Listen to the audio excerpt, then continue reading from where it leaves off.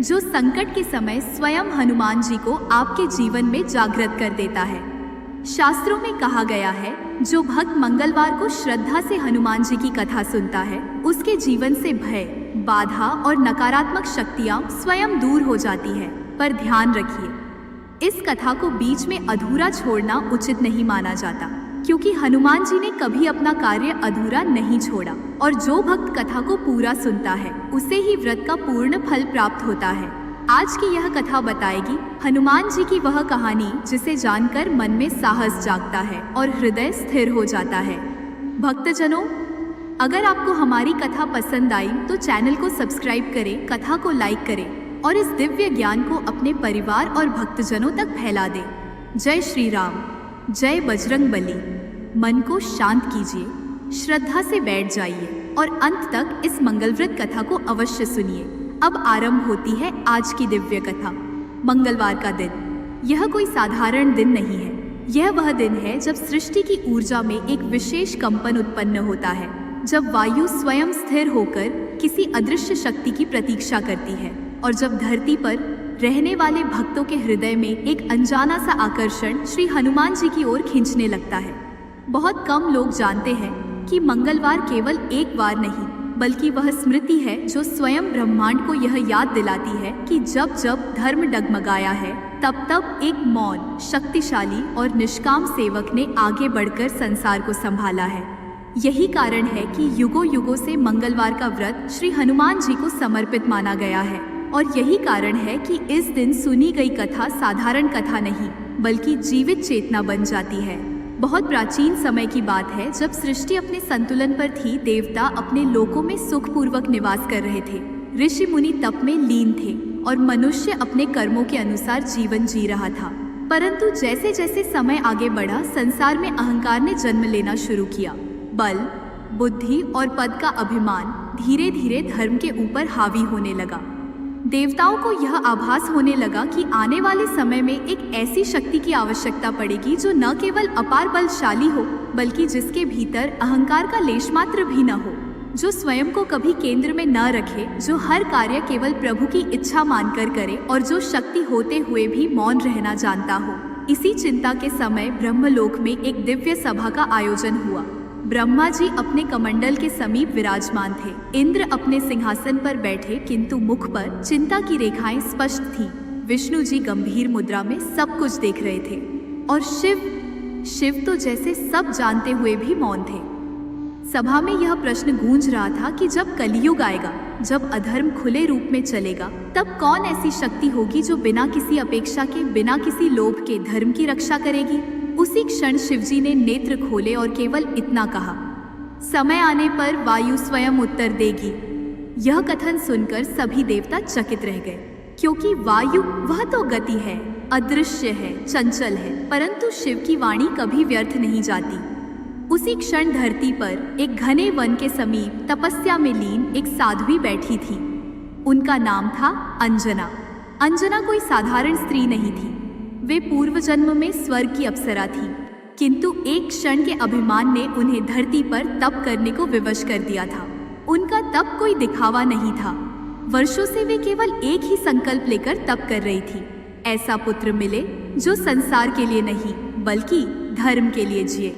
दिन बीतते गए, ऋतुएं बदलती रही, सूर्य उगता और अस्त होता रहा, पर अंजना का संकल्प अडिग रहा। कभी वर्षा उनके शरीर को भिगो देती, कभी धूप त्वचा को जला देती, कभी शीत उनके प्राणों को कंपा देता, पर उनके नेत्रों से आंसू नहीं बहे। वे जानती थी कि जो शक्ति संसार को संभाल सके वह सहजता से जन्म नहीं लेती। उसी तप के प्रभाव से वायुदेव स्वयं विचलित होने लगे। वायु का स्वभाव गति है, परंतु उस दिन वायु स्थिर थी, मानो स्वयं वायु भी किसी आदेश की प्रतीक्षा कर रही हो। इसी समय कैलाश पर्वत पर शिव ध्यान में लीन थे। उनका ध्यान केवल स्वयं में नहीं, बल्कि भविष्य की रक्षा में था। उन्होंने अंजना के तप को देखा, उनके हृदय की पवित्रता को महसूस किया और उसी क्षण यह निर्णय लिया कि जो शक्ति संसार को चाहिए वह शक्ति अब धरती पर अवतरित होगी। शिव का यह अंश कोई साधारण अवतार नहीं होना था। यह ऐसा अवतार होना था जिसमें शिव का बल, विष्णु की भक्ति और वायु की गति तीनों का संगम हो। और यही कारण है कि इस अवतार का जन्म किसी राजमहल में नहीं, बल्कि वन की शांति में होना था। जब वह दिव्य क्षण आया तो पूरी सृष्टि ने एक सूक्ष्म कंपन महसूस किया। आकाश में बादल बिना गरजे एकत्र हुए, पक्षी बिना उड़ान भरे स्थिर हो गए और वन की पत्तियां बिना हवा के हिलने लगी। अंजना ने नेत्र खोले और पहली बार उनके हृदय में शांति उतरी। उन्होंने अनुभव किया कि उनका तप अब पूर्ण होने जा रहा है। वायुदेव स्वयं उस क्षण साक्षी बने और शिव के अंश को अंजना की कोख में स्थापित किया गया। यह जन्म साधारण नहीं था, यह हनुमान का जन्म था। जैसे ही बालक ने धरती पर पहला स्पर्श किया, रोने के स्थान पर उसके मुख पर एक दिव्य तेज था। उसकी आंखों में कोई भय नहीं था, कोई जिज्ञासा नहीं थी, बल्कि एक अद्भुत स्थिरता थी। ऋषि मुनियों ने तभी कह दिया था कि यह बालक सामान्य नहीं है। यह वही शक्ति है जो आने वाले समय में रामकथा का आधार बनेगी, जो स्वयं को कभी नायक नहीं कहेगी, पर जिसके बिना नायक अधूरा होगा। यही बालक आगे चलकर मंगलवार का अधिष्ठाता बनेगा। समय बीतने लगा। बाल हनुमान की लीलाएं वन में फैलने लगी। कभी वे पर्वत उठा लेते, कभी विशाल वृक्ष को खेल खेल में उखाड़ देते, पर उनके चेहरे पर कभी अहंकार नहीं आया।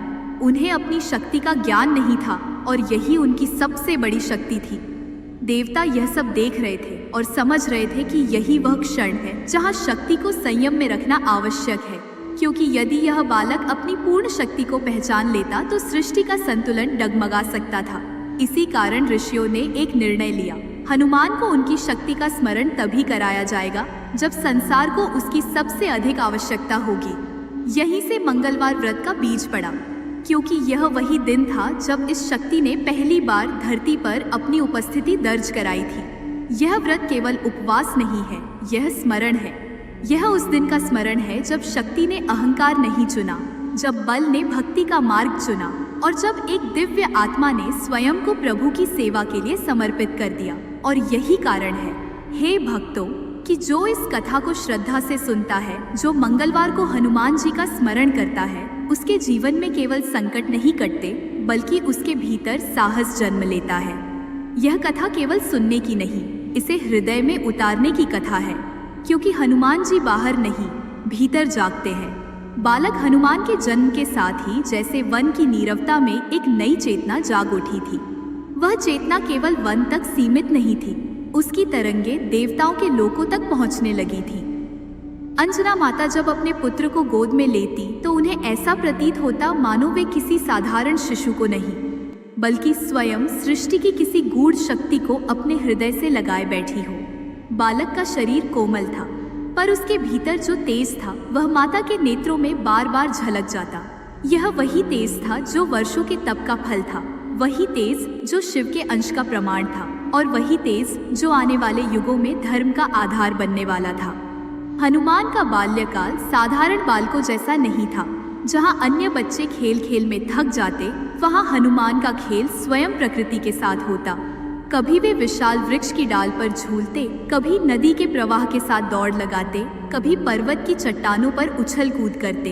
यह सब करते समय उनके मन में न तो भय होता, न अहंकार। उन्हें यह झात ही नहीं था कि वे जो कर रहे हैं वह असाधारण है, और शायद यही कारण था कि उनकी लीलाएं इतनी पवित्र थी। शक्ति जब अपने आप को नहीं जानती तब वह सबसे अधिक कल्याणकारी होती है। एक प्रातःकाल की बात है, आकाश में सूर्य अपने पूर्ण तेज के साथ उदय हो रहे थे। उनकी किरणें वन के पत्तों पर पड़कर स्वर्णिम आभा बिखेर रही थी। उसी समय बाल हनुमान की दृष्टि आकाश की ओर गई। उन्होंने उस उज्ज्वल गोल पिंड को देखा और बाल सुलभ मन में एक विचार आया। यह तो कोई मीठा फल प्रतीत होता है। यह विचार किसी लोभ से नहीं, बल्कि बालक की सहज जिज्ञासा से उपजा था, और अगले ही क्षण बिना किसी भय के, बिना किसी संकोच के बाल हनुमान आकाश की ओर उछल पड़े।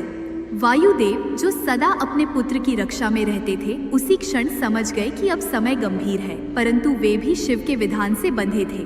वे जानते थे कि यह लीला केवल एक खेल नहीं, बल्कि भविष्य की भूमिका है। जैसे जैसे हनुमान सूर्य की ओर बढ़े, वैसे वैसे आकाश में हलचल मच गई।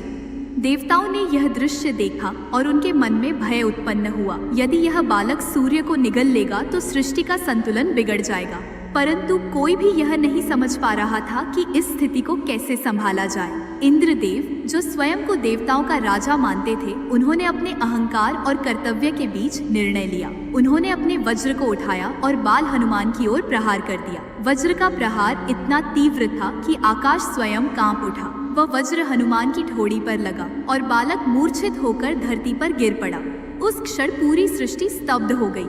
अंजना माता का हृदय चीख उठा और वायुदेव का क्रोध सीमा से बाहर चला गया। वायुदेव ने उसी क्षण अपने प्रवाह को रोक लिया। वायु का रुक जाना केवल हवा का रुकना नहीं था, वह प्राणों का रुकना था। जहाँ जहाँ जीवन था वहाँ घुटन फैलने लगी। देवताओं को यह अनुभव होने लगा कि उन्होंने एक बड़ी भूल कर दी है। बिना वायु के कोई देव, कोई जीव, कोई लोक नहीं टिक सकता था। तभी ब्रह्मा, विष्णु और शिव प्रकट हुए। उन्होंने इंद्र को उनके अहंकार का बोध कराया और वायुदेव से प्रार्थना की कि वे अपना क्रोध शांत करें। उस समय शिव की दृष्टि बाल हनुमान पर पड़ी। उन्होंने देखा कि यह बालक मूर्छित होकर भी शांत है, जैसे वह किसी गहन ध्यान में हो। शिव ने अपने हाथ से हनुमान के मस्तक पर स्पर्श किया और कहा, यह बालक केवल शक्ति नहीं है, यह भक्ति है। इसे चोट लगी है पर इसका उद्देश्य अडिग रहेगा। उसी क्षण हनुमान पुनः चेतना में आए। उनके नेत्र खुले और पहली बार उनमें करुणा दिखाई दी। उन्होंने न तो इंद्र की ओर क्रोध से देखा, न ही किसी से प्रतिशोध की भावना रखी। यह क्षण यह प्रमाण था कि यह शक्ति अहंकार से रहित है। देवताओं ने उस समय यह निर्णय लिया कि इस बालक को वरदान दिए जाए, पर उसकी पूर्ण शक्ति को संयम में रखा जाए। ब्रह्मा ने वरदान दिया कि हनुमान को कोई भी शस्त्र मार नहीं सकेगा। विष्णु ने कहा कि यह बालक जहाँ जाएगा वहाँ भक्ति का दीप जलेगा। शिव ने वरदान दिया कि जब जब धर्म संकट में होगा तब तब यह बालक अपनी पूर्ण शक्ति को स्मरण करेगा। और वायुदेव ने अपने पुत्र को अपने समान अजेय गति प्रदान की। परंतु इन सब वरदानों के साथ एक मौन निर्णय भी लिया गया। ऋषियों ने यह कहा कि हनुमान को अपनी शक्ति का स्मरण तभी कराया जाएगा जब प्रभु राम स्वयं उन्हें स्मरण कराएंगे, क्योंकि यदि यह शक्ति पहले जाग गई तो यह संसार के लिए बोझ बन सकती थी। यह निर्णय केवल सुरक्षा के लिए नहीं बल्कि भक्ति की पूर्णता के लिए था। शक्ति जब भक्ति के अधीन होती है तभी वह कल्याणकारी होती है। यहीं से मंगलवार व्रत का गूढ़ रहस्य और गहरा हो जाता है। यह वह दिन था जब शक्ति को संयम में रखा गया, जब देवताओं ने यह स्वीकार किया कि केवल बल पर्याप्त नहीं बल्कि विवेक और भक्ति आवश्यक है। जो भक्त मंगलवार को हनुमान जी का व्रत करता है वह अपने भीतर की उग्रता को संयम में लाने का संकल्प लेता है। यह व्रत केवल बाहरी उपवास नहीं बल्कि आंतरिक शुद्धि का मार्ग है। बाल हनुमान पुनः अपने खेलों में लग गए, पर अब उनके चारों ओर एक अदृश्य सुरक्षा कवच था। वे हंसते, खेलते और वन की शांति में रम जाते। अंजना माता जब उन्हें देखती तो उनके मन में एक अजीब सी तसल्ली होती। वे जानती थी कि उनका पुत्र संसार का है, पर वह संसार का होकर भी संसार से परे रहेगा। यही माता का सब